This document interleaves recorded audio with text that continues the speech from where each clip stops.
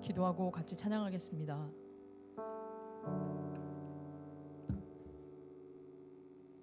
우리의 삶을 하나님을 노래하는 귀한 것 되도록 인도하시는 아버지 하나님, 오늘도 주님이 주시는 힘으로 하루를 살았습니다. 주님, 한숨 짓는 것들이 참 많은 시간들을 보냈고, 주님 다시 믿음으로 주 예수 그리스도 의지하며 아버지 앞에 저희들 모였습니다. 하나님, 주 앞에 나올 때마다 저희들을 불쌍히 여겨주셔서 아버지 하나님의 사랑과 그 은혜와 계획을 알게 하여 주시고, 더욱 굳건하게 믿음을 붙들고 걸어가는 우리 삶이 될 수 있도록 도와주시옵소서. 아버지가 이끄시는 그 손길을 바라보는 믿음과 은혜가 있도록 은혜를 내려주소서. 이 시간 의지합니다. 저희들의 찬양으로 드리는 고백을 받아주시옵소서. 주님 의지하오며 예수님의 이름으로 기도드리옵나이다. 아멘. 우리가 찬양하겠습니다.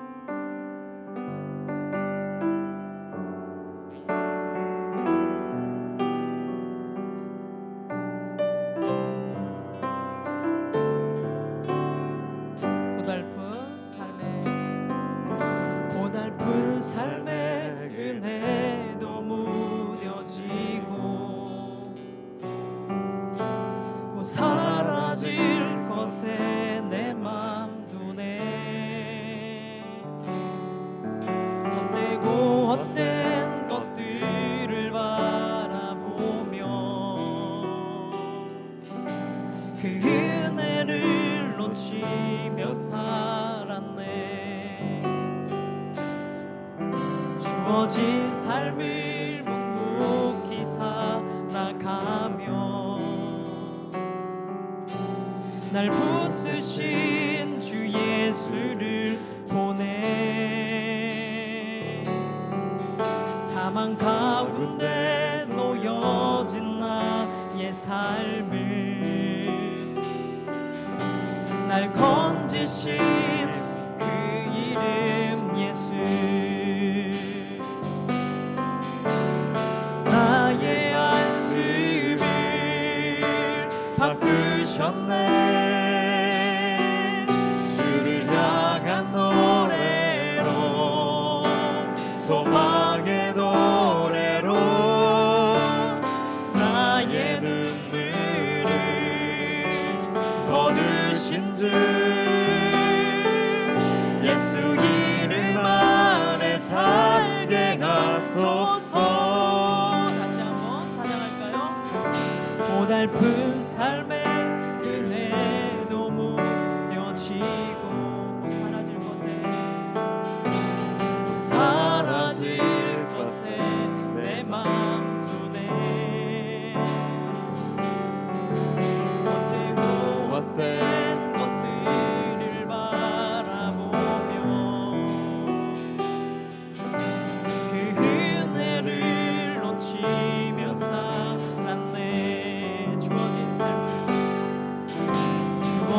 삶을 묵묵히 살아가며 날 붙드신 주 예수를 보내. 사망 가운데 놓여진 나의 삶을 날 건지신 그 이름 예수. 나의 한숨을 바꾸셨네. 나의 한숨을 바꾸셨네. 주를 향한 노래로, 소망의 노래로 나의 눈물을 거두신 주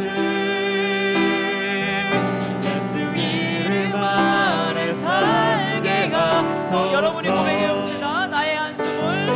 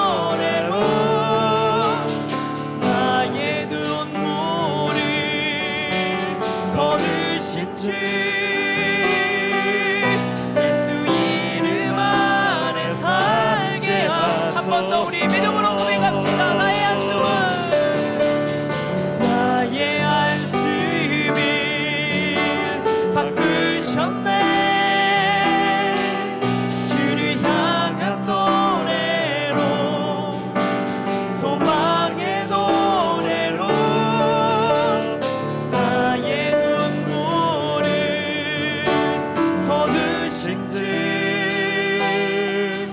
예수 이름 안에 살게 하소서.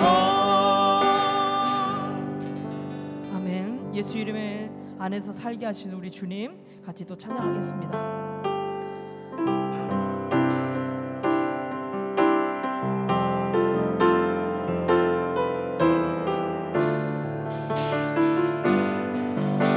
세상 흔들리고 세상 흔들리고 사람들은 변하여도 나는 주를 섬기리. 주님의 사랑은 주님의 사랑은 영원히 변하지 않네. 나는 주를 다시 한번 할까요? 세상 흔들리고 세상 흔들리고 사람들은 변하여도 변하여도 나는 주를 섬기리. 주를 섬기리. 우리 주님의 사랑은 주님의 사랑은 영원히 변하지 않네. 나는 주를 신뢰. 고백합시다. 오직 믿음으로 오직 믿음으로 내가 살리라. 믿음으로 내가 살리라. 오직 믿음으로 내가 살리라. 믿음은 들리고 믿음은 들리고 사람들 주를 떠나도 나는 주를 섬기리. 아멘. 주님의 나라는 주님의 나라는 영원히 쇠하지 않네. 나는 주를 신뢰. 다시 한번 고백할까요? 믿음은 들리고 믿음은 들리고 사람들 주를 떠나도 사람들 주를 떠나도 나는 주님을 섬깁니다. 나는 주를 섬기리. 주님의 나라는 영원히 쇠하지 않네. 나는 주를 신뢰해. 오직 믿음으로 오직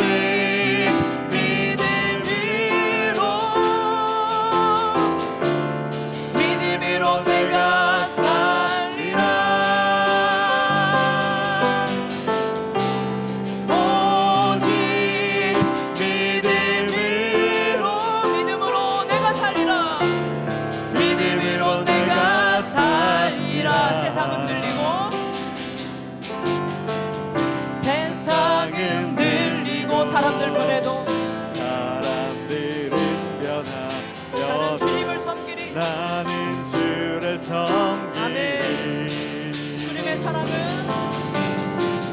주님의 사랑은 영원히 변하지 않네. 영원히 변하지 않네. 그래서 나는 주를 나는 신뢰합니다. 주를 오직 믿음으로 오직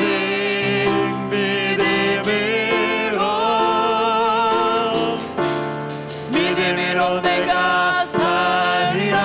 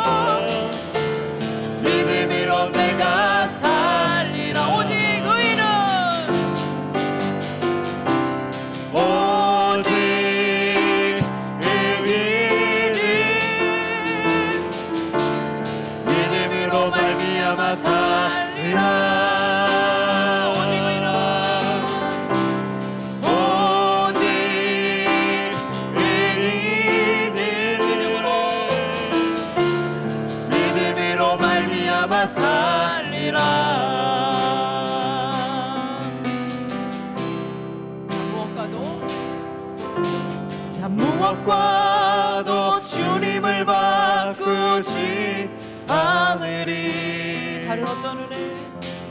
다른 어떤 은혜 구하지 않으리. 오직 주님만이 내 삶의 도움이시니 주의 얼굴 보기 원합니다. 다시 한번 여러분이 고백해 볼까요? 나 무엇과도 주님을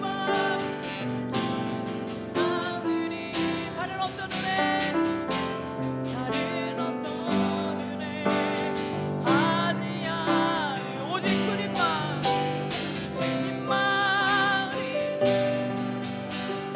도움이시니 주의 굴복이. 우리 고백합시다. 믿음으로 주님 사랑합니다. 주님 사랑해요.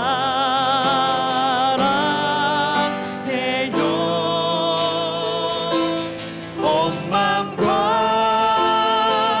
정성 다해 하나님의 진실이라 친구 되기 원합니다. 주님 사랑해요. 주님 사랑해요. 우리의 온 마음과 정성 다해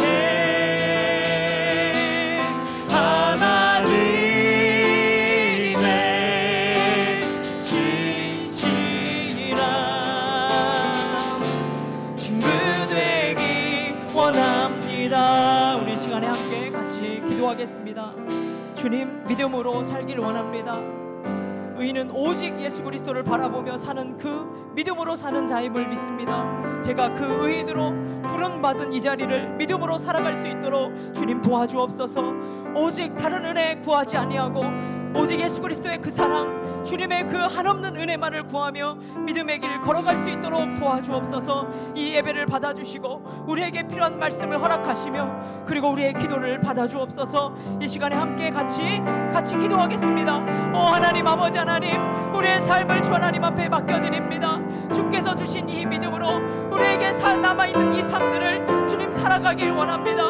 우리의 뜻대로가 아니라, 우리의 열심으로가 아니라, 우리의 방법으로가 아니라 하나님 주신 이 믿음으로, 오직 예수 그리스도를 붙드는 이 믿음으로 살아갈 수 있도록 주님 도와주시옵소서.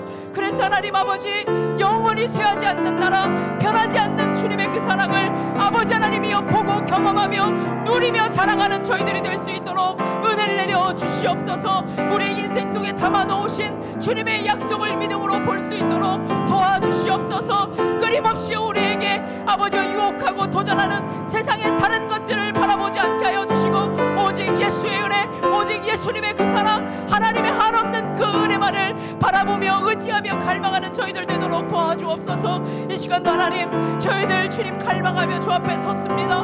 우리에게 필요한 말씀을 허락하여 주시고 우리의 인생의 구원이 어떻게 이루어졌는지 말씀으로 알 수 있도록 인도하여 주옵소서. 아버지 말씀을 선포하시는 목사님 붙잡아 주시고 성령으로 충만하게 하여 주옵소서. 우리가 주 앞에 엎드려 기도할 때 주님 저희들 만나 주시옵소서. 이 시간에 성령님 임하여 주옵소서. 하늘 영광 궤를 긍휼히 여겨주시고 주님을 경외하는 믿음이 회복되게 하여 주시옵소서. 아버지 앞에 모든 것 맡겨드립니다. 은혜 내려 주시옵소서. 주님,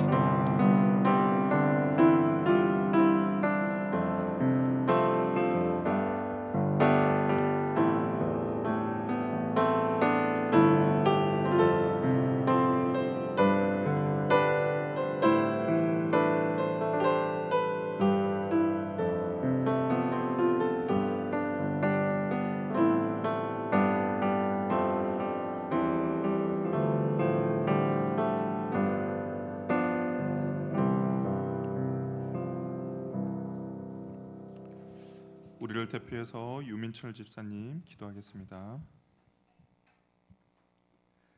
사랑의 하나님 아버지, 감사합니다. 오늘도 주님의 사랑으로 우리의 발걸음을 인도하심에 감사드립니다.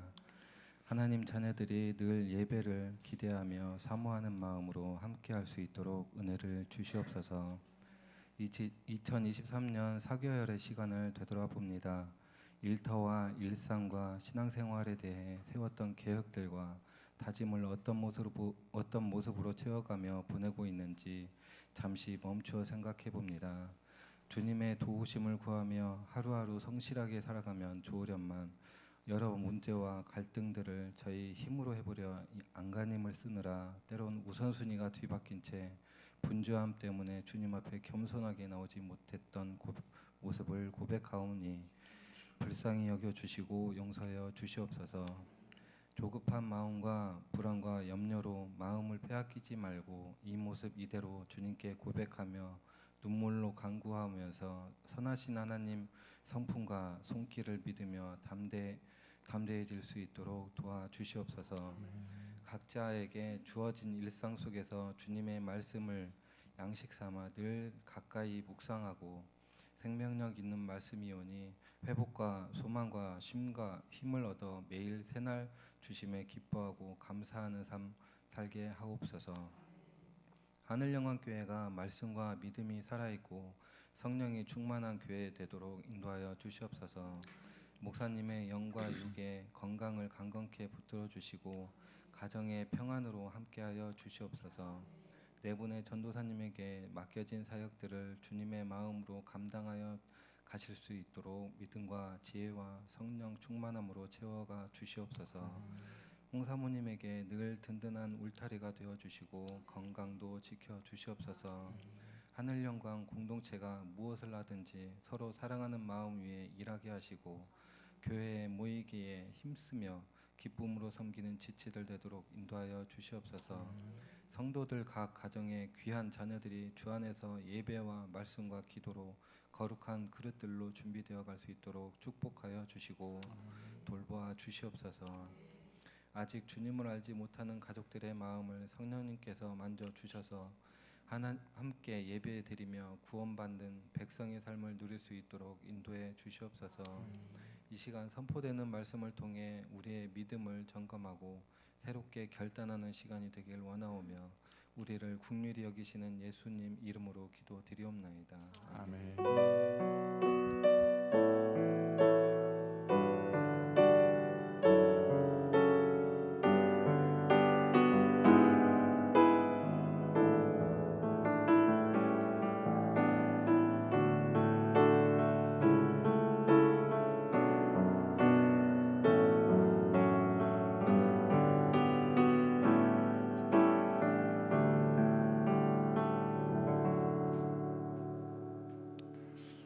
교회 소식 말씀드리겠습니다. 우리 4월 30일 마지막 주일은 우리가 연합 예배로 함께 예배를 드립니다. 이때는 성찬식과 세례식, 입교식이 있습니다. 우리 꼭 기억해 주시고 성찬식은 기도로 잘 준비해 주셔서 하나님의 그 은혜를 다시 한번 기념하는 귀하고 복된 시간 되길 바랍니다. 오후에는 우리가 이제 교회 꾸미기로 진행이 됩니다. 그래서 각 부서별로 또 각 전도회별로 이게 맡은 파트가 있으니까 잘 할 수 있도록 기도하면서 준비해 주시고요. 그리고 주일 오후 5시에는 우리 고 최전성 목사님 추도 예배가 있습니다. 우리 기억해 주셔서 꼭 같이 함께 참석해 주시기 바랍니다. 오늘 하나님께서 우리에게 주시는 말씀은 신명기 8장 1절에서 2절 말씀입니다. 구약성경 274쪽입니다. 신명기 8장 1절에서 2절 말씀 우리 함께 두 절이니까요. 우리 한 목소리로 같이 함께 읽도록 하겠습니다. 신명기 8장 1절에서 2절 말씀 우리 같이 한번 읽겠습니다. 시작. 내가 오늘 명하는 모든 명령을 너희는 지켜 행하라. 그리하면 너희가 살고 번성하여 여호와께서 너희의 조상들에게 맹세하신 땅에 들어가서 그것을 차지하리라. 네 하나님 여호와께서 이 40년 동안에 내게 광야를 걷게 하신 것을 기억하라. 이는 너를 낮추시며 너를 시험하사 네 마음이 어떠한지 그 명령을 지키는지 지키지 않는지 알려 하심이라. 아멘. 이제 하나님께서 우리가 계속 말씀 나누고 있는 것은 하나님의 약속이 이제 어떻게 구원의 역사의 약속이 이루어지고 있는지 그 두 번째 그 가나안 땅을 하나님께서 어떻게 주시는지를 우리가 그냥 살펴보고 있습니다. 그래서 오늘은 우리가 민수기 그냥 광야 여정을 통해서 하나님께서 어떻게 그 약속을 이루어 가시는지를 우리가 한번 쭉 살펴보려고 합니다. 이스라엘 백성들이 그 라암셋에서 이제 고센 땅이죠. 그래서 출발한 지 약 3개월이 지나서 이제 시내산에 도착을 했어요. 3개월 동안 시내산에 도착했고 거기에서 약 1년간 머물렀습니다. 시내산에 1년간 머물면서 이제 하나님의 그 말씀, 그러니까 뭐 율법을 받았겠죠. 하나님의 말씀도 받고 그리고 하나님과의 언약도 맺고 그리고 거기서 그냥 성막도 세우게 됐어요. 그러니까 이제 하나님의 백성으로서 온전히 이제 준비를 다 한 것이죠. 그리고 나서 이제 시내산에서 떠나기 전에 이스라엘 백성들의 계수를 합니다. 20세 이상이 몇 명이나 되는지 계수를 하게 돼요. 그랬더니 60만 3,550명의 숫자가 계수가 됐어요. 20세 이상이. 그러면서 이제 시내 광야에서 이제 1년 지나고 나서 이제 바란 광야로 출발하게 됩니다. 성경을 보니까 호렙산에서 세일산을 지나 가데스 바네아까지의 거리가 10하루길이라고 해요. 그러니까 약 한 열흘, 한 보름이면 갈 수 있는 그런 이제 광야의 그 길인데, 근데 그 광야 길 가운데 너무나도 많은 일이 벌어지게 됩니다. 그래서 민수기 11장에서부터 이제 시작되는 그 광야 여정인데 거기 보면 이제 많은 일들이 벌어지고 있어요. 그 전에는 출애굽기 때는 이스라엘 백성들이 잘못을 했을 때는 하나님께서 특별히 책망하지 않았습니다. 출애굽기 때는 그냥 이렇게 잘 달래주고 잘 이렇게 해가지고 갈 수 있도록 했는데, 그런데 이제 민수기 말씀부터 보면 이스라엘 백성들에게 이제 하나님이 잘 달래주는 것이 아니에요. 책망하시고 징계하시고 그런 것들을 볼 수가 있습니다. 이게 그 전에는 하나님과 언약을 맺기 전이니까 하나님께서 그들을 잘 그냥 징계 없이 그들이 원하는 것을 다 채워줬는데, 이제 언약을 맺고 나서 이제 그들에게 하나님께서는 징계를 하시는 것이죠. 왜냐하면 그 언약의 하나의 방법이기 때문입니다. 언약을 맺었다는 것은 그냥 일방적으로 맺은 것이 아니라 하나님께서 너희들의 생활을 책임져 줄게. 너희들이 원하는 거 내가 다 책임져 줄 테니까 너희들은 나에게 순종해라는 것이 있거든요. 근데 불평하고 불만하고 원망하는 것은 하나님께 순종하는 것이 아니라 하나님께 대드는 그런 행위이기 때문에 하나님께서 이제 민수기부터는 이스라엘 백성들을 징계하는 것을 볼 수가 있습니다. 그리고 우리가 또 이것을 이제 광야라는 것을 보면 우리가 출애굽을 어떻게 그 영적인 의미를 어떻게 보았습니까?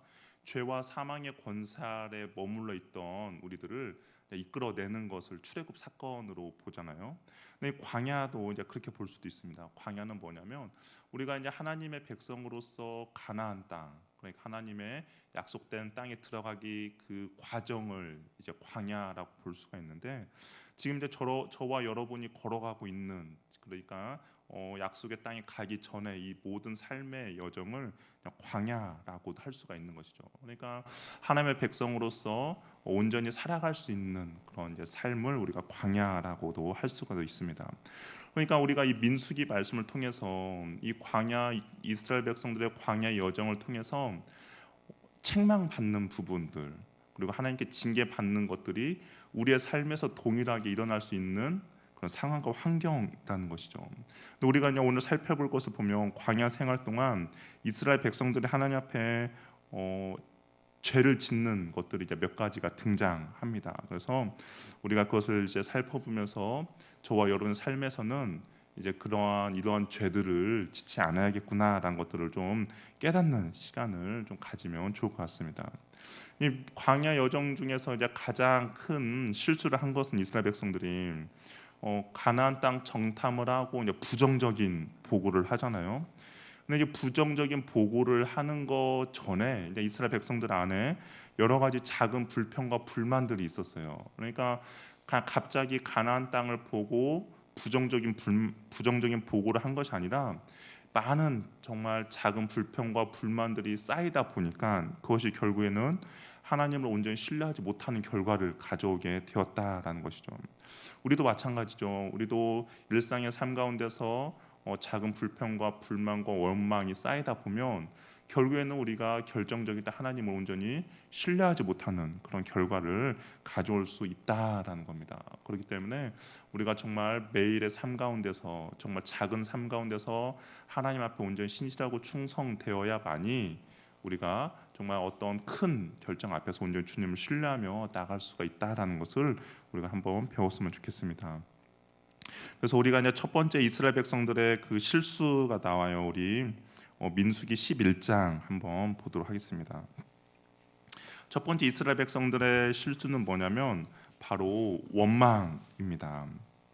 근데 이 원망이 여기에서만 나오는 것이 아니라 민수기 21장 노뱀 사건에서도 동일하게 원망이 등장을 해요. 근데 여기 보니까 민수기 11장을 시작하면서 1절에 보면 여호와께서 들으시기에 백성이 악한 말로 원망하매라고 되어 있습니다. 그러니까 하나님 앞에 이스라엘 백성들이 원망했던 것이죠.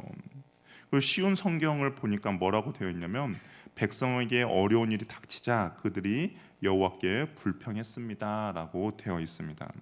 이제 시내산을 출발한 지 며칠 걸려 3일이었어요. 그러니까 3일 동안 시내산에 잘 머물러 있다가 성막까지도 짓고 하나님의 구름 기둥과 불 기둥의 인도함을 받아서 떠났는데 3일이 지나자마자 바로 불평과 불만을 하기 시작했어요. 우리 바로 옆에 10장 29절을 보면 모세가 그냥 출발하기 전에 이렇게 말하거든요. 여호와께서 이스라엘에게 복을 내리라. 너희들에게는 하나님께서 복을 주실 거야 라고 이야기합니다. 그리고 32절에도 보면 우리와 동행하면 여호와께서 우리에게 복을 내리실 것이다 라고 이야기합니다. 그러니까 첫 출발은 하나님께서 우리에게 복을 주실 것이니까 우리가 온전히 이 광야 여정 10하루길을 잘 가자라고 시작해서 그 광야의 여정을 출발했습니다. 그런데 떠난 지 3일 만에 하나님께 이스라엘 백성들에게 이제 이스라엘 백성들이 불평과 원망을 하는 것이죠. 모든 원망은 결국에는 하나님께 하는 죄입니다. 왜냐하면 우리가 부모에게 원망을 하든지 남편을 원망을 하든지 아니면 환경을 원망을 하든지 간에 결국에 그 모든 책임은 하나님께 향하고 있다는 것이죠. 왜냐하면 이 상황과 환경을 허락하신 분이 결국에는 누구예요? 하나님이기 때문입니다. 그러니까 내가 누구를 원망하든지 간에 그 원망의 최종 그 목표는 바로 하나님으로 향한다라는 것이죠. 이스라엘 백성들이 원망한 것이 하나님께 원망한 건 아니겠죠. 상황을 보고 아마 원망했을 것입니다. 이 광야 땅 너무 힘들다, 너무 어렵다. 왜 이렇게 힘든 곳을 가야 하나? 상황을 보고 원망했는데 하나님께서는 그것을 이제 하나님께 원망한 것으로 보고 있는 것이죠. 또 원망이라는 것은 되게 어리석은 그런 말이라고 할 수도 있는데 왜냐하면 지금 벌어지고 있는 것이 결과가 아니에요. 그냥 어떤 딱 일이 끝나서 나온 결과물이 아니라 지금 이스라엘 백성들은 어떤 거냐면 과정 가운데 있습니다. 어떤 과정이냐면 하나님께서 적과 꿀이 흐르는 땅 가나안 땅으로 가기 위한 그 과정 가운데 그러니 힘든 상황이 어려움이 있는 것이죠. 이게 아직 결론이 아닌데 이미 결론이 난 것처럼 원망과 불평과 불만을 하는 것은 정말 어리석은 것이죠. 하나님께서는 분명히 모든 것이 협력하여 선을 이룬다라고 말씀하셨습니다.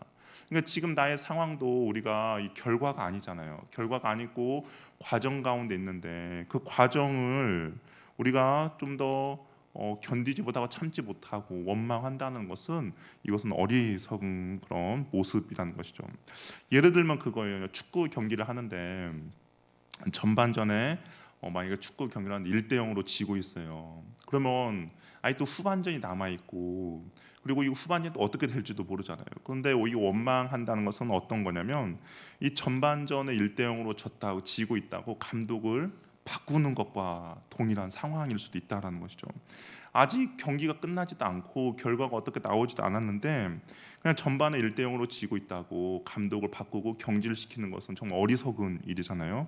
근데 원망이 바로 그와 같은 모습이라는 겁니다.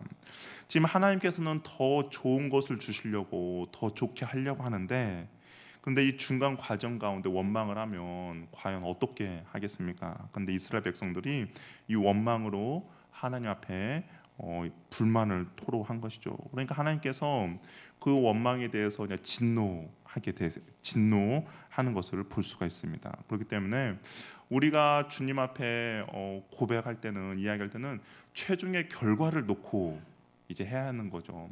이 과정 가운데 하나님께서 가장 좋은 걸로 주려는데 그 좋은 것도 주기도 전에 우리가 원망한다면 그것은 어리석은 일이라는 것을 우리가 기억하시길 바랍니다. 그러면서 이제 두 번째는 어떤 죄가 나오냐면 바로 탐심이 나와요. 우리 11장에도 이제 탐심이 나오는데요. 이 탐심은 이제 먹을 거에 대한 불평과 불만으로부터 나왔습니다. 그러니까 이제 원망이 이 탐심까지 이어지는 것을 볼 수가 있는데요. 고기를 먹고 싶다는 백성들이 이제 고기를 먹고 싶다고 하나님께 불평과 불만을 합니다.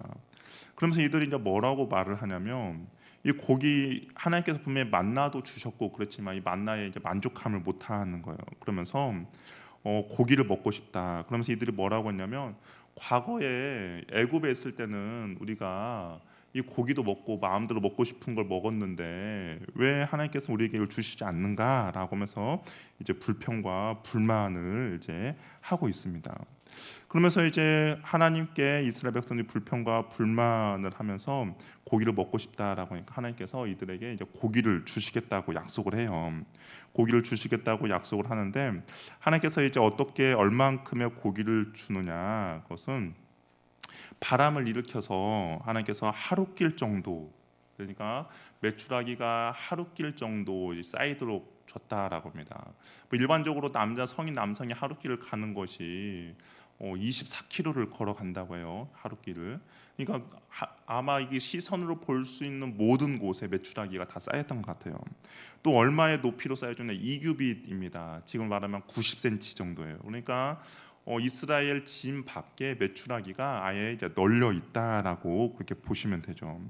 그런데 이스라엘 백성들은 하나님께서 음식에 대한 명령이 있었어요. 어떤 명령이냐면 우리가 만나를 볼 때 하나님께서 만나를 어떻게 거두라고 했냐면 먹을 만큼만, 그리고 쌓아두지 않을 정도만 하나님께서 이제 그 음식에 대한 명령을 내렸습니다. 그러니까 매일의 삶 가운데 하나님을 신뢰하고 나가는 것이 이제 이스라엘 백성들이 그 음식에 대해서 가져야 할 태도인데, 근데 이스라엘 백성들이 이 주변에 메추라기가 쌓이니까 어떻겠냐면 우리 11장 32절 한번 볼까요?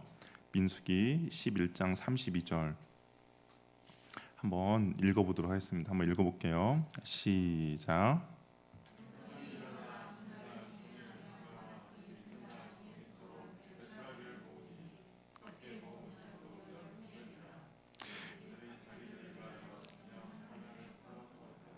이들이 어떻게 했냐면 백성이 일어나서 종야, 그러니까 하루 종일 아침부터 저녁 때까지 메추라기를 모았다는니다. 근데 하루만 한 것이 아니라 그 이튿날까지도 종일토록 메추라기를 모았어요. 그랬더니 얼만큼 모았냐냐? 한 호멜이 220리터인데 적게 모은 자도 10호멜을 모았습니다. 그러면 이제 2200리터죠. 2200리터. 우리가 뭐 이 리터 개념이 잘 안 잡혀요. 그러면 콜라를 한번 생각해 보시면 됩니다. 콜라 뭐 1.5리터, 1리터라고 생각을 하면 2200리터면 콜라가 2200개 있다는 거예요. 2200개 콜라를 들을 수 있을까요? 못 듣죠. 그게 엄청 많은 거잖아요. 근데 그만큼을 적게 거둔 사람도 그만큼을 거두었다라는 겁니다. 그러니까 흔히 말하면 정말 미친 듯이 메추라기를 모았다라는 거예요. 그래서 자기 장막에 산처럼 쌓아 두었던 것이죠. 이스라엘 백성들에게 하나님의 그 말씀, 이 음식에 관한 하나님의 명령도 어기고 그들이 애굽의 가치를 버리지 못하고 정말 많이 모았다라는 겁니다. 하나님께서 고기를 달라 한 것이 싫어서 그들을 친 것이 아니라 그들의 탐욕 때문에 하나님께서 결국에는 징계를 내리신 거거든요. 분명 하나님께서는 한 달 동안 너희들이 고기를 물리도록 먹게 할 것이다. 분명 약속하셨어요. 한 달 동안 너희들이 고기를 먹을 것이다. 이 약속을 했는데 이스라엘 백성들은 그 한 달이라는 하나님의 말씀을 신뢰하지 못하고 지금 당장 먹을 고기를 그렇게 쟁여 놓은 것이죠. 그러니까 욕심을 부린 겁니다. 하나님의 말씀을 믿지 않고 욕심을 부린 거예요. 그러다 보니까 하나님께서 그들을 치셨고 그들을 탐욕의 무덤 기브롯 핫다와라고 이제 부르게 됩니다. 이 성경에서 탐심과 탐욕에 대한 경고는 계속 나오고 있어요. 그래서 골로새서 3장 5절을 보면 탐심은 곧 우상숭배다라고 이야기를 하고 있고요. 에베소서 5장 3절을 보면 탐욕은 그 이름이라도 부르지 말라라고 하나님께서 말씀하고 있습니다.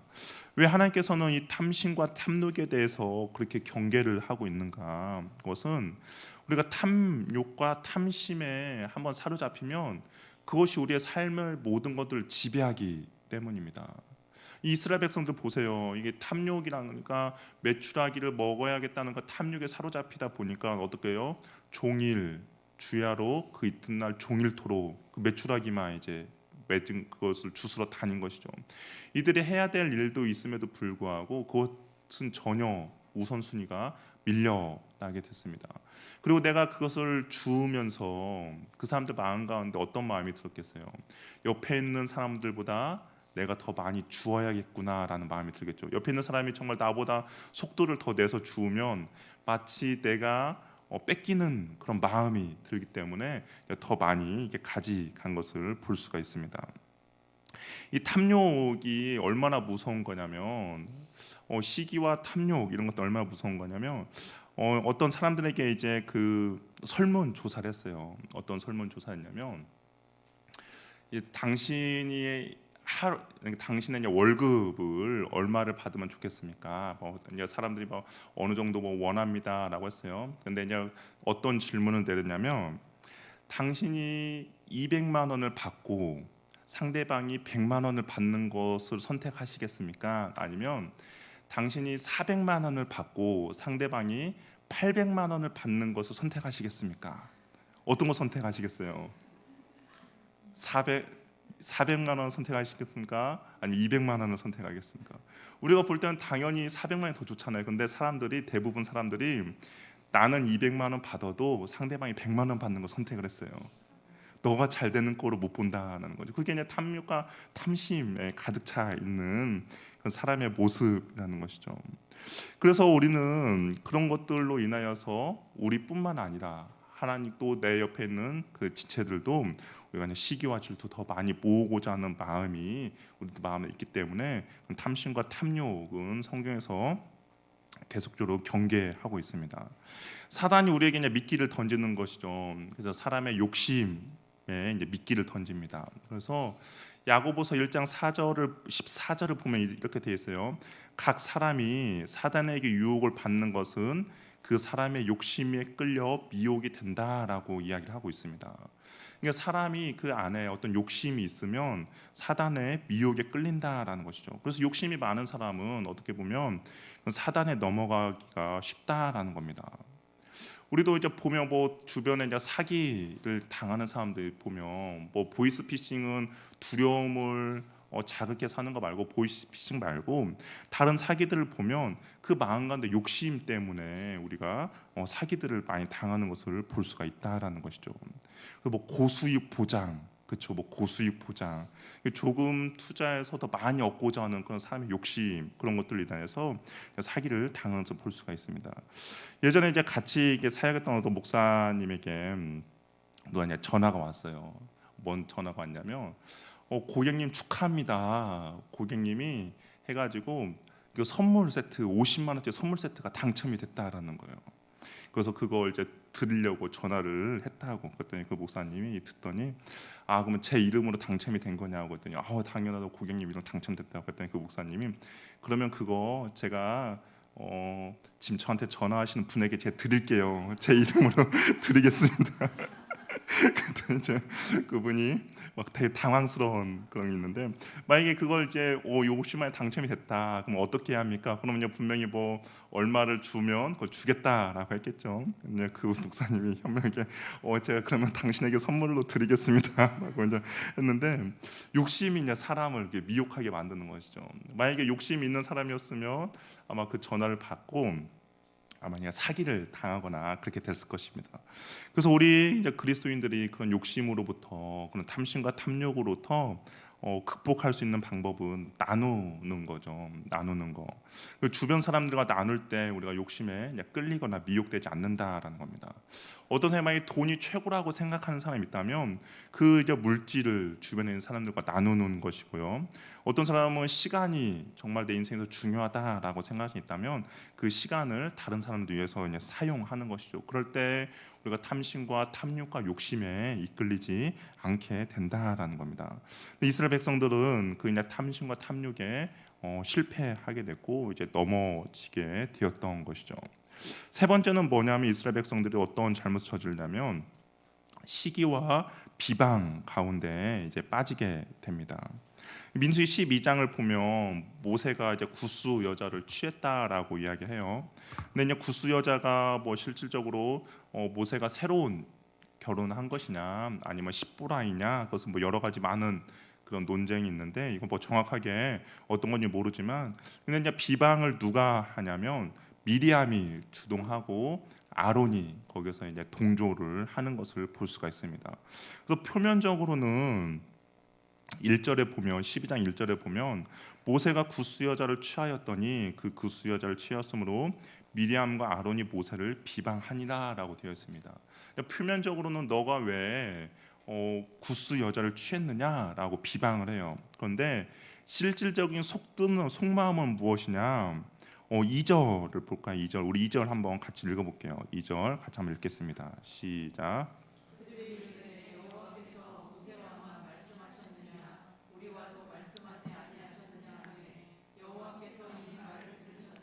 속뜻은 뭐예요? 하나님께서 모세하고만 말한 게 아니라 우리하고도 말했다라는 거죠. 그러니까 그 속뜻은 뭐냐면 모세만 하나님께서 말씀하는 것이 아니라 우리들에게도 말한다. 이게 모세가 사람들에게 권위를 인정받고 사람들에게 지위를 인정받으니까 우리도 하나님과 대화하고 우리도 하나님과 말하는 사람인데 그 모세가 가지고 있는 그런 시기 질투가 이제 미리암과 아론이 이렇게 갖게 된 것입니다. 결국에는 이 일로 인하여서 이제 미리암이 나병이 발생하게 되고 그리고 이제 아론은 그 하나님께 이제 회개하는 그런 결과를 가져오게 되는 것이죠. 근데 하나님께서 모세 편을 들어줬어요. 하나님께서 왜 모세 편을 들어줬는가? 그것은 다른 것이 아니라 하나님의 그 말씀 때문입니다. 하나님의 말씀 때문에 하나님께서 모세 편을 들어주신 것이죠. 왜냐하면 하나님께서 모세를 세워 주셨잖아요. 그리고 모세를 통하여서 하나님의 말씀을 전달을 합니다. 근데 그냥 만약에 모세의 권위가 무너지게 되면 어떻게 되냐? 그냥 모세의 권위만 무너지는 것이 아니라 하나님의 말씀이 무너지는 것이죠. 하나님의 말씀이 신뢰를 이제 갖지 못하게 되는 겁니다. 그래서 하나님께서 모세 편을 들어준 것이죠. 우리가 신앙생활 하다 보면 뭐 마찬가지예요. 신앙생활 하다 보면 지도자들의 허물이 보일 때가 있습니다. 뭐 사람이다 보니까 다 허물이 보이겠죠. 뭐 저도 이제 뭐 지금은 며칠 안 됐으니까 그렇지만 지나면 분명히 허물이 보일 수도 있습니다. 그러면 그럴 때 과연 어떻게 해야 되는가? 만약에 저를 여러분들이 신뢰하지 못하면 어떤 일이 벌어지게 되냐면 하나님의 말씀이 이제 안 들리는 것이죠. 제가 주일날에 이렇게 설교를 하면 저를 이제 미워하거나 신뢰하지 못하면 어떻게 할까요? 그래 한번 잘 이야기해봐. 얼마나 이야기 잘하는가 한번 들어보자. 뭐 그러겠죠. 근데 이것이 단순히 그냥 저를 미워하면서 그것이 아니라 하나님의 말씀이 결국에는 여러분 마음 가운데 이제 들리지 않는다라는 것이죠. 그러니까 저를 미워하시면 안 돼요. 그래서 결국에는 하나님께서 그 모세를 편을 들어주신 것이 바로 그것 때문에 그렇습니다.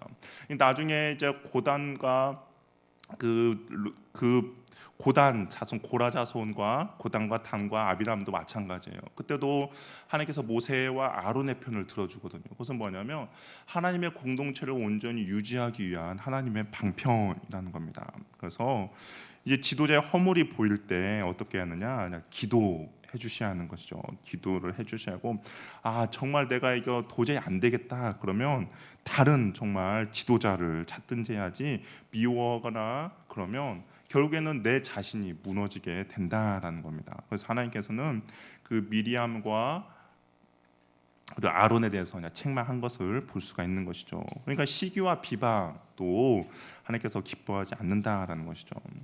네 번째는 이스라엘 백성들에게 어떤 일이 벌어졌냐면 바로 불시인이 벌어집니다. 13장하고 14장인데요. 정탐꾼 이야기예요. 우리가 뭐 다 아는 것처럼 정탐꾼 이야기인데 각 지파에서 한 사람씩 뽑았어요. 그래서 12명이 정탐꾼을 그냥 가나안 땅으로 보내게 됩니다. 근데 신명기를 보면 이스라엘 백성들이 먼저 요구를 했어요. 신명기를 보면 이스라엘 백성들이 먼저 가나안 땅에 가기 전에 우리가 한번 정탐을 했으면 좋겠습니다라고 요구를 했습니다. 그리고 나서 이제 하나님께서 허락을 해주셨죠. 그러면 한번 너희들 먼저 갔다 와라. 그러면서 정말 샅샅이 잘 보고 가나안 땅이 어떤 땅인지 잘 보고 오라고 이야기를 합니다. 200만 명, 그러니까 전쟁에 나갈 수 있는 사람 60만 명, 전체적으로 하면 200만 명이에요. 거기서 12명만 뽑았다고 하니까 이들도 정말 믿음이 대단한 사람인 것이죠. 만약에 60만 명 중에서 12명 뽑았다라고 하면 전라북도 인구가 한 40만, 그쵸? 한 40만 50만 명이잖아요. 거기서 12명을 뽑은 거예요. 전주 인구에서 12명을 뽑은 거예요. 어떻게 뽑히겠습니까?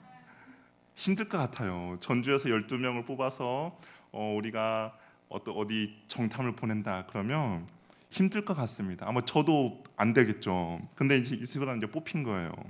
200만 명이다. 라면 전라북도에서 이제 12명 뽑으면 더 희박해졌는데, 그러니까 이 사람들도 믿음하면 정말 대단한 사람들인 거죠. 60만 명 중에서 12명 뽑았다는 것은 대단한 믿음의 사람들입니다.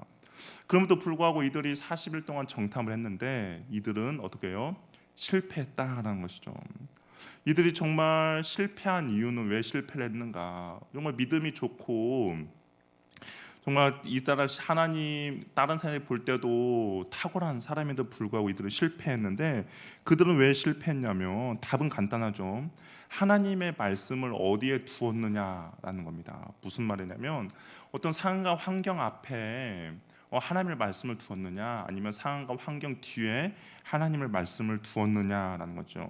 이 10명의 정탐꾼은 상황이 더 커 보였습니다. 그러니까 상황을 먼저 보고 하나님의 말씀을 그 뒤로 놓게 된 것이죠. 그러니까 상황 때문에 하나님의 말씀이 하나도 보이지 않고 들리지 않았다라는 겁니다.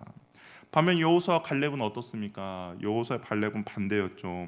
하나님의 말씀을 먼저 앞에 놓고 상황과 환경을 받아 보니까 하나님의 말씀이 더 커 보였다 보니까 이 상황과 환경이 작아 보였던 것이죠. 그래서 우리가 믿음으로 산다는 것은 보는 대로 사는 것이 아니고 자기의 생각대로 말하는 것이 아니고 하나님의 눈으로 보며 믿음으로 말하는 것이 바로 믿음으로 사는 것입니다. 우리 고린도후서 4장 18절을 보면 우리 한번 찾아볼까요? 고린도후서 4장 18절입니다.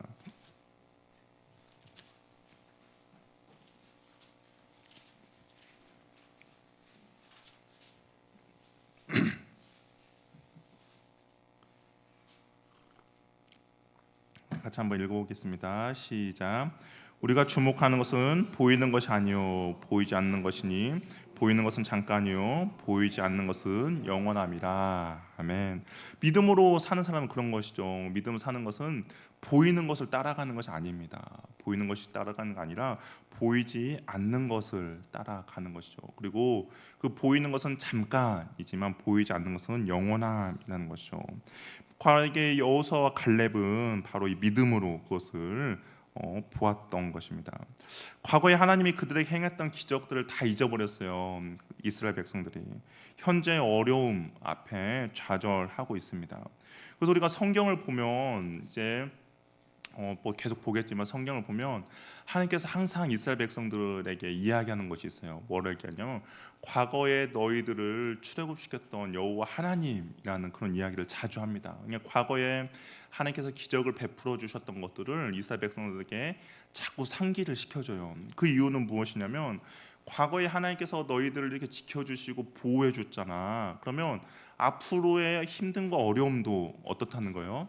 하나님께서 지켜주시고 보호해 준다라는 그런 의미가 있는 것이죠. 왜냐하면 앞은 잘 보이지 않습니다. 앞에는 어떤 일이 벌어질지 몰라요. 그런데 과거에서 그 힘들고 어려울 때 하나님께서 분명히 지켜줬다면 이 미래에도 하나님께서 너희들 지켜주시고 보호해 주실 것이야 라고 이야기를 종종 하는데, 우리의 신앙생활도 마찬가지죠. 우리의 신앙생활도 우리의 미래는 어떻게 될지 몰라요. 아무것도 안 보이고 미래는 어떤 상황이 펼쳐질지 모릅니다. 그런데 우리가 그냥 과거를 돌아보는 거죠. 과거를 통해서 하나님께서 나를 지켜주시고 보여주시고 하나님의 손길로 인도해 주셨던 것을 우리가 기억하고 그것을 바라본다면, 그렇다면 앞으로 나의 인생 가운데서도 힘든 거 어려움이 있을 때 하나님이 그 손길로 나를 지켜주시고 보호해 주신다는 것을 이제 믿는 것이죠. 근데 이스라엘 백성들은 이 과거를 기억하고 과거를 바라본 데 있어서 실패하다 보니까 어떻게 돼요? 앞으로 하나님께서 우리를 지켜주시고 보호해 주실 거에 대해서도 실패하는 것을 볼 수가 있습니다. 그러면서 이들은 애굽으로 돌아가자라고 이야기해요. 하나님께서 분명히 이들을 구원해 주셨음에도 불구하고 다시 노예로 돌아가자라고 합니다. 그러니까 하나님의 은혜와 구원의 선물을 정말 이제 값없이 버리려고 하는 것이죠. 이런 거에 있어서 하나님께서 너무나도 이제 진노하십니다. 그래서 14장 11절을 보면 하나님께서 뭐라고 말씀하시냐면, 여호와께서 모세에게 이르시되 이 백성이 어느 때까지 나를 멸시하겠느냐라고 하나님께서 이야기를 하십니다. 이런 것들을 하나님께서 멸시한다라고 이야기를 하죠. 그럼 하나님께서 14장 28절에 뭐라고 말하냐, 너희 말이 내 귀에 들린 대로 내가 너희에게 행하겠다라고 이야기합니다. 너희들의 입술의 열매 너희들이 그대로 먹을 것이다 라고 이야기를 합니다. 그러니까 우리가 이 입술의 열매, 어떤 열매를 내가 맺느냐에 따도 정말 중요한 것이죠. 내 하나님 앞에 원망과 불평과 불만을 한다면 결국에는 그 말이 들린 대로 하나님께서 그대로 행하신다라는 겁니다. 그렇기 때문에 우리가 항상 입술을 좋은 말을 하면서 하나님의 그 행하실 일것들을 우리가 이야기를 하고 나간다면 하나님께서 귀에 들린 대로 그대로 행하신다라는 것이죠. 그러니까 우리가 계속적으로 말하는 것처럼 입술에 정말 파수꾼을 세워서 하나님께 감사하는 말, 정말 하나님을 기뻐하는 말을 한다면, 우리가 주님께 감사하며 나간다면 감사할 일이 우리의 삶 가운데 벌어진다라는 것이죠. 그렇기 때문에 우리가 항상 입술에 파수꾼을 잘 세웠으면 좋겠습니다. 또 이스라엘 백성이 다섯 번째 어떤 잘못을 저지르냐면 안식일을 이제 불순종하는 것을 보여주고 있습니다. 민수기 15장은 하나님께서 안식일 하다가 그냥 나무를 하다가 그냥 잡히는 그 죽는 사람이 나와요. 근데 이것은 이제 어떤 거냐면, 어떤 내용이 담겨 있냐면, 하나님께서 부지 중에, 그러니까 실수로 어떤 죄를 저질렀을 경우에는 하나님께서 용서해 주는데, 고의적으로 죄를 저질렀을 경우에는 하나님께서 용서를 해주지 않는다라는 이야기를 하면서 안식일에 그 죄를 범한 사람의 이야기가 나옵니다. 그러니까 이 사람은 어떤 사람이냐면 고의적으로 하나님께 죄를 저질렀는 거예요. 왜냐하면 하나님께서 안식일에 계속적으로 일을 하지 말라라고 계속적으로 이야기를 했음에도 불구하고 이 사람은 고의적으로 하나님의 말씀 가운데 불순종한 것을 볼 수가 있습니다. 그랬더니 결국엔 이 사람은 어떻게 됐느냐, 진 밖으로 끌어내서 돌로 쳐 죽임을 당하게 됩니다. 진 밖에 끌어냈다는 것은 하나님의 백성 가운데 추방되었다는 것이고, 이 돌로 죽였다라는 것은 죄의 심각성을 보여주는 것이죠. 그러니까 우리가 안식일을 지키는 거 그냥 단순히 하나님의 말씀을 어기는 것이 아니라 고의적으로 우리가 안식을 지키지 않는 것은 정말 고의적으로 하나님의 말씀에 불순종한다라는 것을 우리가 꼭 기억하시기 바랍니다. 이 안식이라는 것은 멈추다라는 뜻이에요. 멈추다라는 뜻은 무엇이냐면 6일 동안 했던 일을 멈추고 정말 하나님을 예배하고 하나님을 기쁘게 하는 일이 바로 이 안식일이라는 것이죠. 지금은 이제 우리가 주일을 지키는 겁니다. 우리가 이번 주 주일날에 이제 돌아오는 주일날에 십계명 중에서 여호와 이름을 망령되이 잃지 말고 안식일을 거룩히 지키라라는 이제 말씀을 나눌 텐데, 거기도 마찬가지죠. 우리가 이제 안식일은 구별되는 거거든요. 그러니까 나의 삶이 한 주간의 삶 중에서 하루를 구별해서 그 하루를 하나님을 위해서 사용하는 겁니다. 근데 이제 그것을 우리가 분명히 안식일을 먼저 지키고 하나님을 예배하고 하나님을 찬양해야 됨을 알매도 불구하고 안식일을 지키지 않는다는 것은 우리가 고의적으로 주님을 찬양하지 않고 고의적으로 하나님을 예배하지 않는 그런 불순종의 모습이라는 것이죠. 그래서 하루를 우리가 구별해서 그냥 하나님께 드리는 그것이 우리의 삶 가운데서 반드시 꼭 필요하다라는 겁니다. 여섯 번째, 이스라엘 백성들이 또 어떤 죄를 지었냐면 고라 자손의 반역이 나옵니다. 참 신기하게 이 민수기 11장부터 이스라엘 백성들이 하나님 앞에 칭찬받을 일이 하나도 없어요. 계속적으로 하나님 앞에 징계받고 죄의 모습들이 계속적으로 보여주고 있습니다. 이 고라 자손의 반역도 결국에는 하나님의 권위에 도전하는 모습이거든요. 고라는 모세와 아론의 사촌입니다. 그러니까 사촌지간이에요. 그런데 이들도 어떻겠냐면 고라와 루벤 지파의 다단과 아비람과 온이 주동하여서 족장 250명이 이제 반역을 일으키는 것이죠. 우리 그 고라 자손을 보면 고라 자손과 이 루벤 지파가 가까이 있었다는 것을 볼 수가 있어요. 우리 잠깐 한번 그림 한번 보여주실래요? 가까이 있었다는 걸 볼 수가 있는데 우리가 또 이걸 보면서 내가 누구와 교제하고 내가 누구와 만나느냐에 따라서 우리의 신앙이 어떤 영향을 받는지 우리가 그것을 또 이제 볼 수가 있다는 겁니다. 이스라엘 백성들이 하나님께서 민수기에서 이제 성막의 이동을 가르쳐 주셨는데요. 가운데 이제 지성소가 있습니다. 이게 성막이 있고요. 그럼 성막이 있으면 제일 앞에 이제 아론 자손이 머물게 되고요. 그 다음에 밑에가 고핫, 그러면 게르손, 그리고 무라리 자손이 이제 이렇게 거주하게 됩니다. 그러면 이제 동쪽에 또 지파가 있어요. 동쪽이 있고 남쪽도 있고 서쪽도 있고 북쪽도 있어요. 그런데 이제 르우벤 자손이 어디에 있냐면 바로 이 남쪽에 있어요. 남쪽에 르우벤, 시므온, 갓 지파가 이제 함께 머물고 있습니다. 그러니까 고핫 자손과 르우벤 지파가 그냥 가까이 지낸 것을 볼 수가 있는 것이죠. 이 가까이 지내다 보니까 아마 서로 영향을 서로 미쳤던 것 같아요. 그러니까 우리가 신앙생활을 하면서 내가 누구와 교제하고 내가 누구와 함께 있느냐에 따라서 정말 좋은 영향력을 받느냐 아니면 나쁜 영향을 받느냐가 날 수가 있는데 이 고핫 자손과 무라리 자손이 결국에는 이제 반역을 일으킵니다. 그래서 너희가 하나님께서 뭐라고 그 고라 자손과 무라리 자손 뭐라고 말하냐면 16장 3절을 보면 16장 3절을 보면 뭐라고 하냐면 그들이 모여서 모세와 아론을 거슬러 그들에게 이르되 너희가 분수에 지나도다 회중이 다 각각 거룩하고 여호와께서도 그들 중에 계시거늘 너희가 어찌하여 여호와의 총에 위에 스스로 높이느냐라고 이야기합니다. 너희들이 뭔데 너희들 스스로 높아지냐라고 이야기를 하고 있는 것이죠. 그래서 고라는 모세와 아론이 스스로 지도력을 취했다라고 이야기를 하고 있습니다. 어떻게 보면 이것도 시기와 질투 가운데 벌어지는 일이라고 할 수가 있는 것이죠. 하나님이 이스라엘 회중에게 레위인은 특별히 구별해 주셔서 성막에서 봉사하는 일을 하나님께서 허락해 주셨어요. 그런데 이 고라와 그 사람들은 이 일에 만족하지 못하고 있는 거죠. 더 높은 직무와 봉사를 원하고 있는 그런 모습입니다. 그래서 아론이 맡고 있는 제사장 직분을 이제 탐하고 있는 거죠. 그러니까 하나님의 권위에 지금 도전하고 있는 거예요. 모세는 이러한 행동을 뭐라고 표현하고 있느냐? 11절에 보니까 모세가 뭐라고 했냐면 이를 위하여 너와 너희 무리가 다 여호와를 거스르는도다라고 이야기하고 있습니다.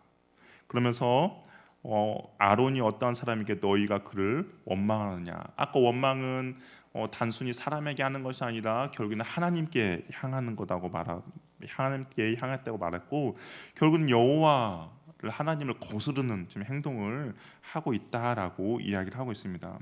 그러면서 이들이 이제 하나님께서 징계를 내려요. 어떤 징계를 내리냐면 하나님께서 화가 나셔가지고 이들을 땅이 갈라져서 이 땅이 이들을 이제 삼키게 됩니다.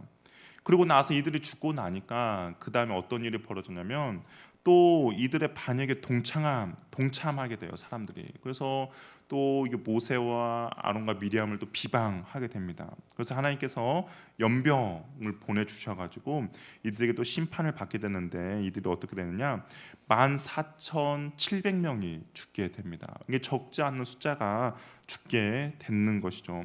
이 고라 자손의 반역으로 인하여서 이스라엘 백성들의 14,700명이나 사람이 죽게 돼요.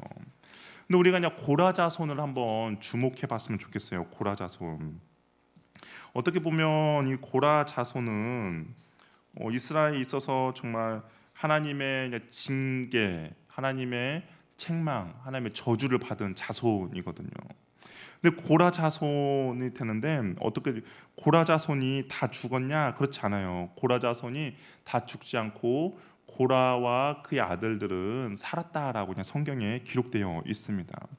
근데 이 고라 자손이 어떻게 되어 있냐면, 시편 150편이잖아요. 시편 150편인데 그 150편 중에서 고라 자손이 11편을 시편을 기록을 합니다.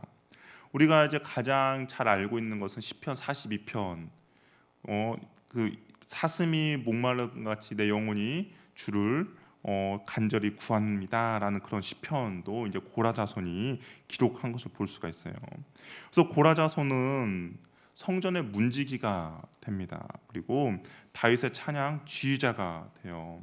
그래서 역대상을 이제 역대상 9장을 쭉 보면 고라 자손에 대한 성전 문지기에 대한 이야기들이 나오거든요. 근데 성전 문지기들의 이야기를 보면 어떤 이야기가 나오냐면, 우리 역대상 9장 한번 보겠습니다.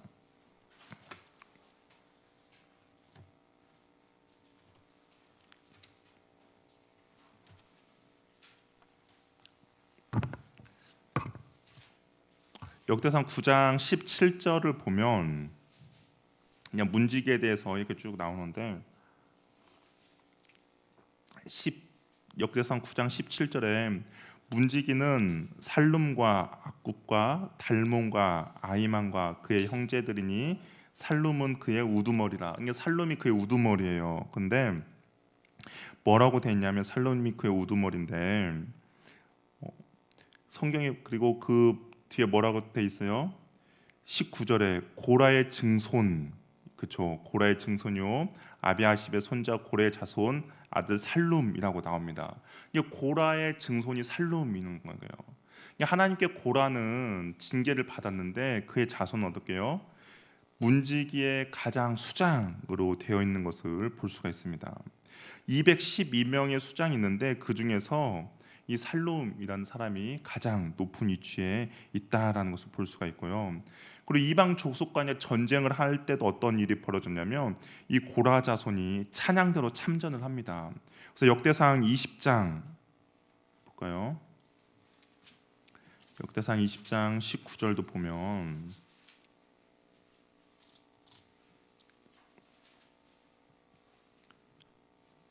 역대하 20장입니다. 역대하 20장.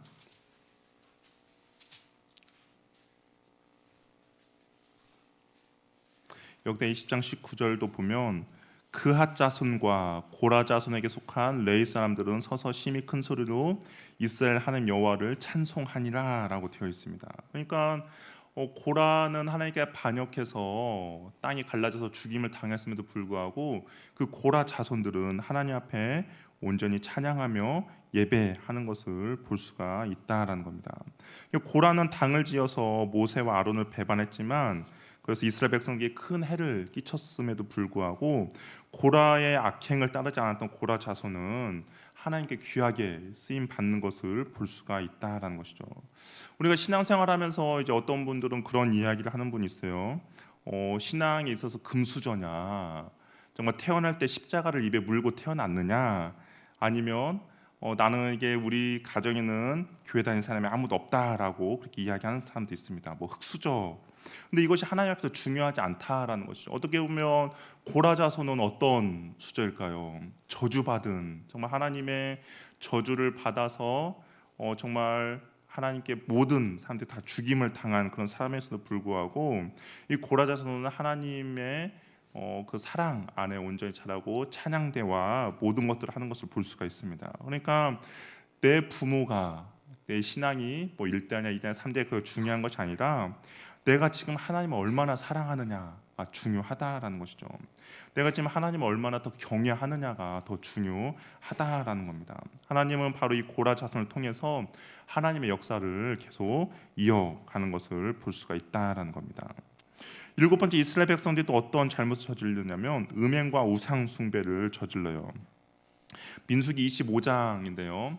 이것은 이제 민수기 22장에서 24장을 보면 이제 광야의 거의 이제 마지막 막바지입니다.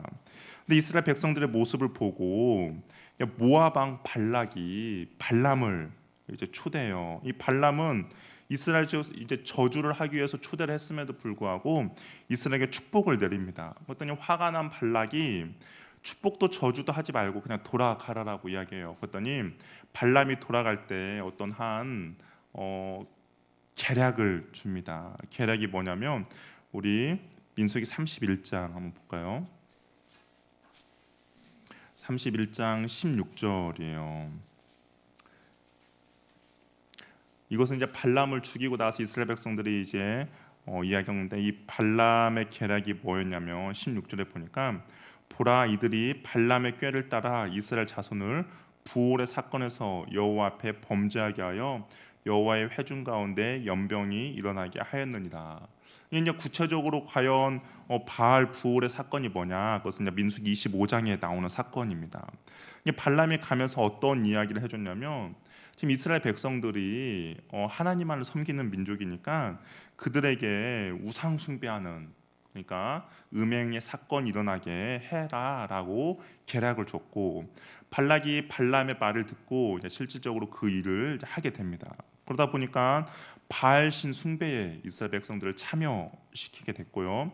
그리고 이제 바알신의 그런 제사에 이스라엘 백성들이 같이 동참하게 됐습니다. 그러고 나서 이제 바알이 주는 재미에 빠져서 이제 하나님 앞에 우상 숭배를 하게 되는 것이죠. 그래서 그들이 우상 숭배에 빠져서 음행을 하게 되었고요. 그래서 하나님이 그들을 그냥 연병으로 치게 됩니다. 근데 이때 죽은 사람이 몇 명이냐면 24,000명이나 죽게 돼요. 그러니까 고라 자손의 죽었던 숫자보다 훨씬 더 많은 숫자가 죽게 됩니다. 이런 하나님의 질투가 일어나는 상황 가운데 그 질투를 누그러뜨리는 사건이 발생하는데 그것이 바로 비느하스가 등장해서 그 하나님의 질투의 사건을 종식시킵니다. 그래서 이스라엘 전체가 정말 영적으로 육적으로 병들어가는데 어떤 사람이 미디안 여인을 데리고 마사로 들어갔고 비느하스가 따라 들어가서 창으로 그 두 사람을 죽이고 나니까 연병이 그치게 됐고 이런 행동을 하나님을 위한 열심으로 하나님께서 그냥 긍정적으로 생각하셔가지고 이 비느하스와 언약을 맺습니다. 그래서 어떤 언약을 맺냐면 25장 13절을 보니까 그와 그의 후손에게 영원한 제사장 직분이 언약이라 그가 그의 하나님을 위하여 질투하여 이스라엘 자손을 속죄하였음이라라고 이야기합니다.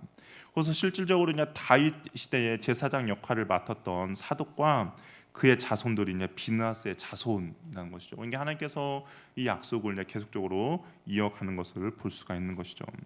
그래서 이런 죄들로 심판을 인하여서 1차 민수기를 보면 이스라엘 백성들이 처음에 시작이 60만 3,550명으로 시작을 했는데 2차 인구 조사를 하니까 몇 명이 됐냐면 60만 1,730명이에요.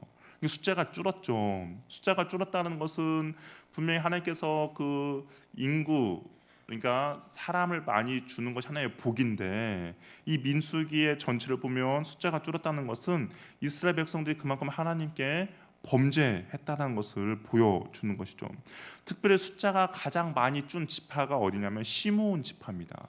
시므온 지파가 1차 인구 개수보다 이 2차 인구 개수 숫자가 많이 줄었어요. 그래서 아마 사람들이 이 바알 부올의 사건의 주된 주동이 바로 시므온 지파라고 그렇게 생각을 하게 되는 것이죠. 그래서 우리가 이제 이 민수기를 보면서 우리가 한 가지 마지막 말씀을 나누고 싶은 것은 뭐냐면 하나님이 이 40년의 이스라엘 광야를 과연 어떻게 평가하실까? 우리 사도행전 13장 18절 한번 볼게요. 하나님의 평가는 이거예요. 광야의 이스라엘 백성들의 평가가 뭐냐면 사도행전 13장 18절 말씀인데요. 같이 한번 읽어볼까요? 같이 한번 읽겠습니다. 시작. 광야에서 약 40년간 그들의 소행을 참으셨다라고 되어 있어요. 이게 하나님께서 이스라엘 백성들에게 그 광야에서 40년 이렇게 많은 죄를 저질렀고 그랬는데도 불구하고 하나님께서 그들의 소행을 참으셨다라고 이야기를 하고 있습니다. 그러면 과연 이 하나님께서 어떻게 이스라엘의 죄악들을 참았는가라고 보면 그 중에 한 사람이 하나님께서 참을 수 있었던 이유 한 사람이 등장하는데 누구냐? 바로 모세가 그 중심에 있었기 때문입니다. 무슨 말이냐면 하나님께서 이스라엘 백성들을 진멸하고자 하는 여러 사건들이 있었어요. 그 중에 한 큰 사건이 어떤 사건이요? 금송아지 사건이죠. 금송아지 사건 때 하나님께서 이스라엘 백성들을 진멸하려고 했습니다. 그래서 모세에게도 네 백성, 너가 이렇게 하지 않은 네 백성이라고 말했던 사건이 있었고요.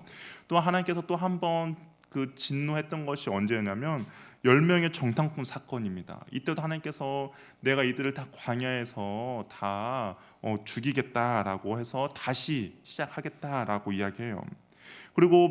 그런데 그 모든 사건 중심에 누가 있냐? 모세가 있어요. 모세가 하나님 이러시면 안 됩니다. 이 금송아지 사건 때도 그랬고요. 그 다음에 10명의 정탐꾼 사건 때도 하나님께서 광야에서 이들을 죽이면 하나님의 이름이 사람들이 오해를 합니다라고 해서 모세의 중보가 있었습니다. 미디암이 나병에 걸렸을 때도 모세의 중보가 있었고요. 고라와 다단과 아비람이 모세를 대적했을 때도 모세의 중보가 있었다라는 것이죠. 그러니까 모세의 그 기도가 하나님께서 40년간의 광야 생활 가운데 이스라엘 백성들을 진멸시키지 않도록 하나님께서 참을 수 있도록 그 기도가 모세가 있었다라는 겁니다. 우리가 두 가지를 놓고 생각해 볼 수 있는데요. 공동체를 살리는 사람은 바로 누구냐? 중보 기도자가 공동체를 살린다라는 것이죠. 교회를 위해 기도하는 그렇기 때문에 기도자가 있어야 한다라는 겁니다. 그래야 하나님께서 그 사람의 기도를 듣고 공동체를 용서해 주시고 회복해 준다라는 겁니다. 우리가 나라를 위해서도 마찬가지죠. 나라를 위해서도 기도하는 사람이 있어야 이 나라가 하나님의 긍휼과 하나님의 자비를 얻을 수가 있다라는 겁니다. 우리 시편 106편도 한번 찾아볼게요.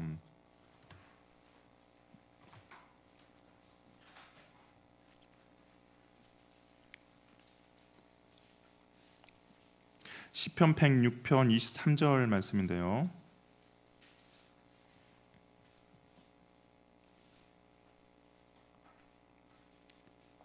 한번 같이 읽어보겠습니다. 시편 106편 23절 말씀 같이 한번 읽겠습니다. 시작. 그러므로 여호와께서 그들을 멸하리라 하셨으나 그가 택하신 모세가 그 어려운 가운데서 그의 앞에 서서 그의 노를 돌이켜 멸하시지 아니하게 하였도다. 이게 모세가 하나님께서 이스라엘 백성을 멸하려고 했는데 그의 앞에 서서 하나님이 멸하지 않도록 했다라는 것이죠. 이게 모세의 이 중보가 결국 이스라엘 백성들을 살렸다라는 겁니다. 우리가 공동체를 살리고 그리고 이 나라와 민족을 살리는 것은 다른 것이 아니라 바로 기도하는 그 한 사람이 이 공동체와 나라와 민족을 살릴 수가 있다라는 것이죠. 우리 에스겔서 22장 30절을 보면 어디 한번 찾아볼까요?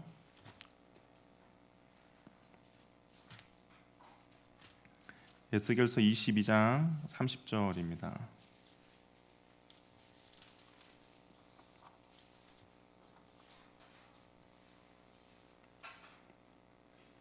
하나님께서는 이스라엘 그 성을 놓고 이야기하는데 우리 30절 한번 읽어볼게요. 한번 읽겠습니다. 시작. 이 땅을 위하여 성을 쌓으며 성 무너진 데를 막아서서 나로 하여금 멸하지 못하게 할 사람을 내가 그 가운데서 찾다가 찾지 못하였으므로 31절에요. 내가 내 분노를 그들 위에 쏟으며 내 진노의 불로 멸하여 그들 행위대로 그들 머리에 보응하였으라. 주 여호와의 말씀이니라. 하나님께서 예루살렘 성을 보고 예루살렘 성이 이제 죄악 가운데 빠져 있어요. 그래서 하나님께서 이제 모세와 같은 사람을 찾은 거죠.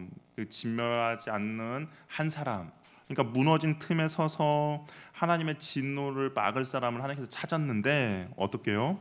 한 사람도 찾지 못했다라는 겁니다.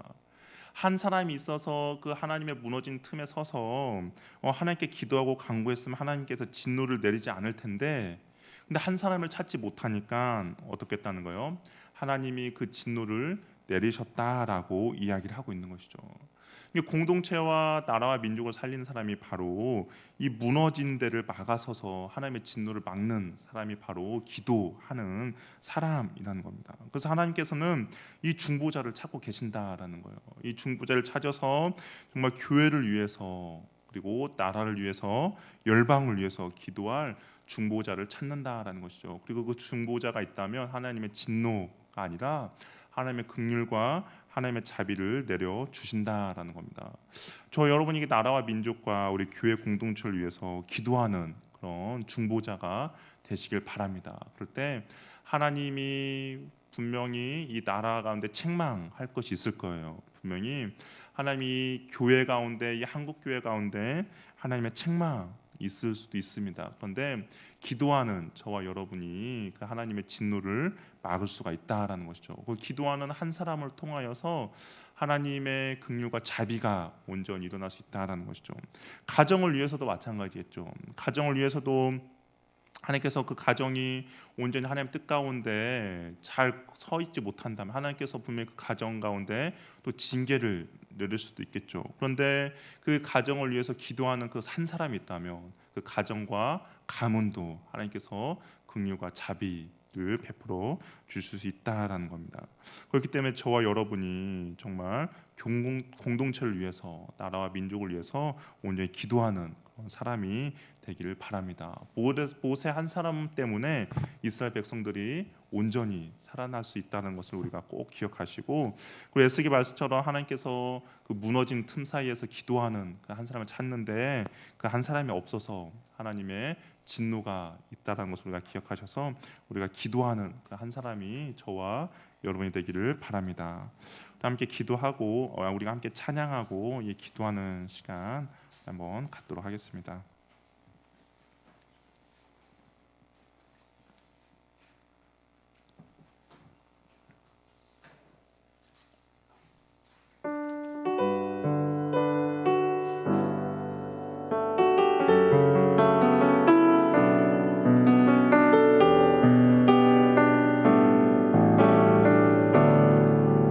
내 모습 이대로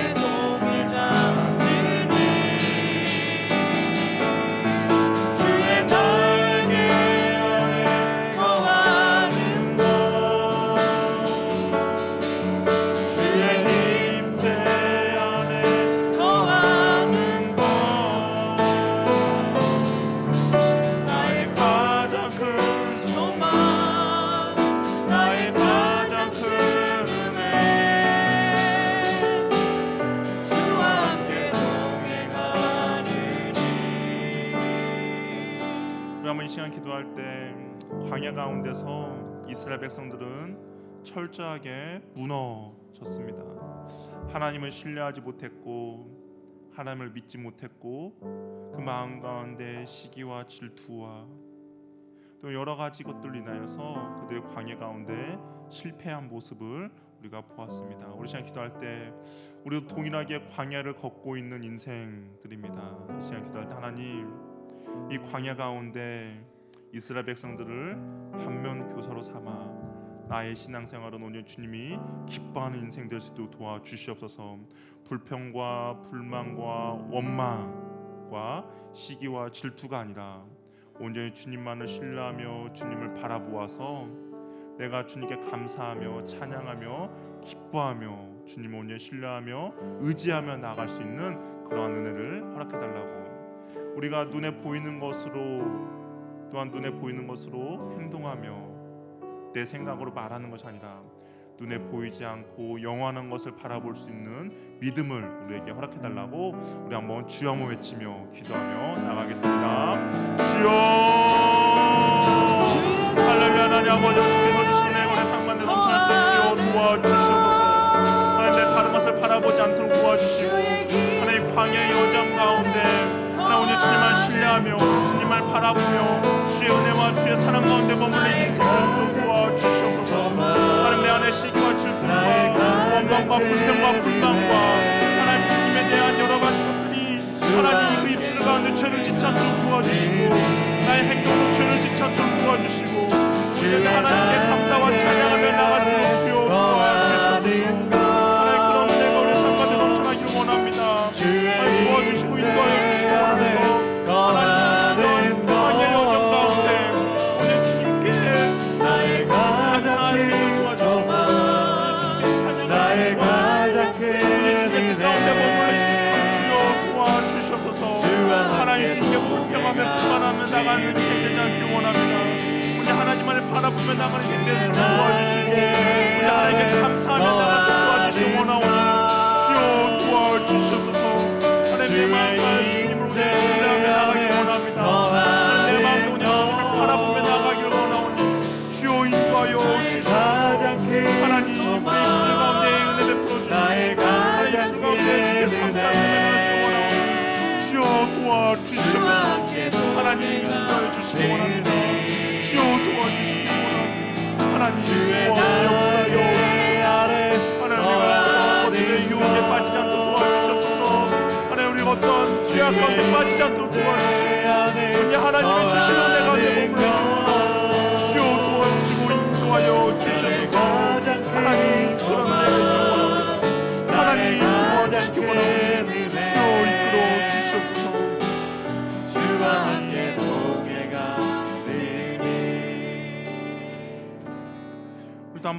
우리 한번 또 기도하고 싶은 것은 우리의 입술을 놓고 한번 기도했으면 좋겠습니다.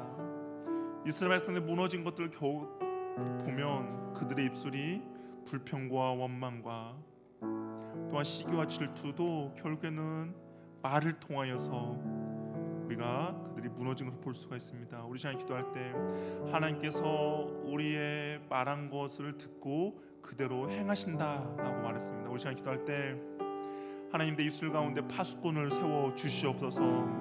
내가 오늘 주님께 감사의 고백하는 인생 되게 하여 주시옵소서. 지금 내가 감사하지 않을지라도 내가 주께 미리 감사하며 나갈 때 우리의 삶 가운데 감사가 넘칠 수 있는 그런 인생 되도록 도와주시옵소서. 하나님 내 입술이 주님을 찬양하는 인생 내 입술 되게 하여 주시옵시고 내 입술이 주님의 이름을 높여드리는 인생 그런 입술 되게 하여 주셔서 내 삶을 통하여서 주님의 기뻐 찬양 영광 받을 수 있는 그런 입술 되도록 주여 은혜 베풀어 주시옵소서. 우리 입술 가운데 파수꾼을 세워주시고 우리의 감사와 찬양이 넘칠 수 있는 귀하고 복된 인생 되게 해달라고 우리 주 한번 외치며 기도하며 나가겠습니다. 주여 하나님 아버지 우리 인생 가운데 입술을 부드러워 주시옵소서. 하나님 우리 입술이 주님께 온전히 감사 찬양하는 입술 되게 하여 주시옵소서. 하나님 지금 내가 들려지는 것이 없더라도 하나님 내가 지금 만져지는 것이 없더라도 하나님 내가 어떤 상황과 환경 어려운 가운데 있더라도 불평과 불만과 원망과 하나님 그럼에도 불구하고 주께 감사 찬양하며 나가는 그런 입술 교회가 되도록 주여 도와주시옵소서. 하나님 내가 상황과 환경에 감사하는 것이 아니라 하나님 내가 상황과 환경을 바라보는 것이 아니라 오직 주의 말씀을 붙잡고 주의 말씀을 바라보며 주의 말씀을 의지할 수 있도록 도와주셔서 하나님 그냥 내가 주께 감사하며 나가길 원합니다. 하나님 주께 감사하며 나갈 때 주께 내가 감사 가운데 기뻐서 내 삶과는 정말 감사의 삶이 넘쳐나도록 도와주시고 내 삶에 오늘 주님을 찬양하는 주 되게 해주셔서 그 찬양 가운데 하나님 내가 넘치고 원하오니 주 도와주시고 인도하여 주시옵소서.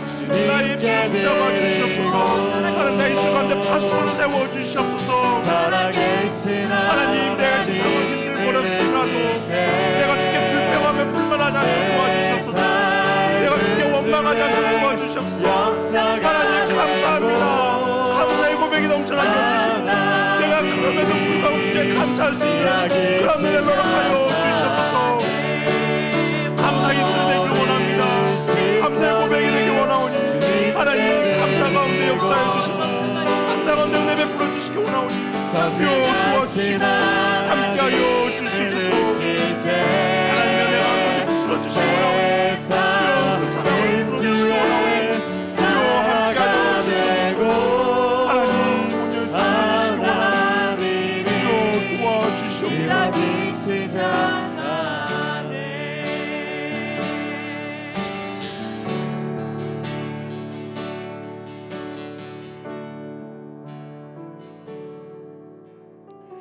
우리 또 한 번 기도하고 싶은 것은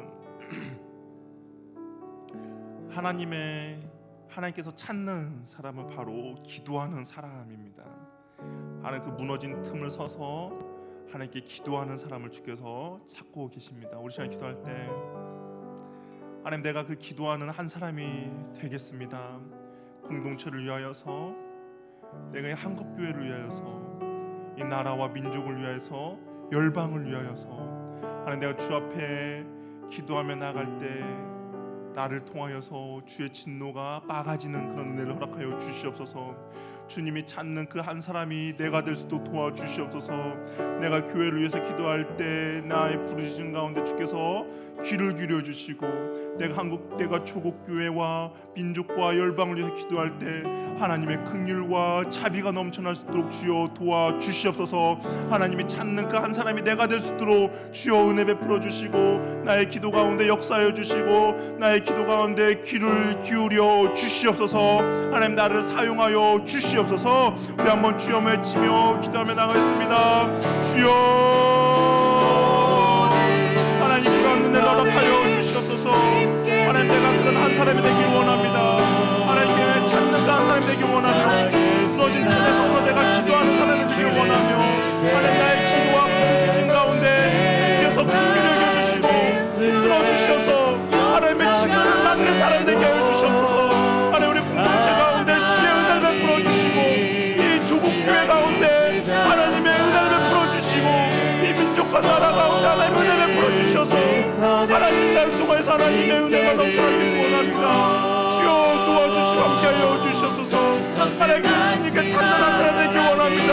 하나님 우리가 그 한 사람이 되길 원하오니 우리의 기도와 부르짖음 가운데 역사에 베풀어 주셔서 하나님 내가 나라와 민족을 위하여서 우리 공동체를 위하여서 하나님 기도하는 한 사람 되길 원하오니 주여 은혜 베풀어 주시고 역사하여 주시옵소서. 하나님 내가 여기 있사오니 나를 사용하여 주시고 하나님 나를 붙들어 주시기 원하니 하나님 도와주시옵소서. 하나님의 역사 일어나기 원합니다. 하나님의 진노가 하나님의 긍휼과 자비가 넘쳐나기 원합니다.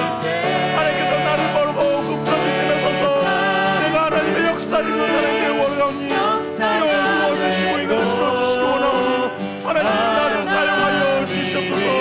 하나님 나의 부르짖음 가운데 역사하여 주시옵소서. 하나님 나의 부르짖음 가운데 주의 은혜가 넘쳐나기 원하오니 주여 도와주시옵소서.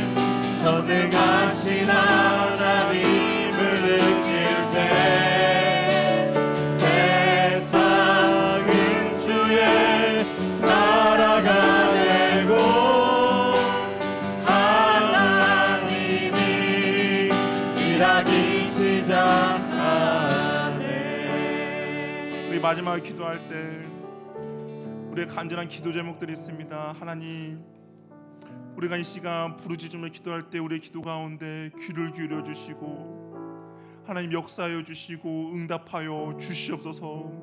나의 눈물을 기억하여 주시고 나의 부르짖음을 기억하여 주셔서 하나님 일하여 주시고 은혜 베풀어 주시옵소서. 또 우리 지체들 가운데 힘들고 어려운 지체들이 있습니다. 하나님 도와주시고 하나님 붙들어 주시고 하나님 인도하여 주시옵소서. 우리 마지막으로 우리의 기도 제목과 또 우리 옆에 있는 지체들을 위하여서 주여 한번 외치며 기도하며 나가겠습니다. 주여 하나님 은혜 베풀어 주시옵소서. 하나님 붙들어 주시옵소서. 하나님의 은혜가 우리 있기를 원하오니 주여 역사하여 주시옵소서. 하나님 우리의 간절한 기도 제목 가운데 주여 응답하여 주시옵소서.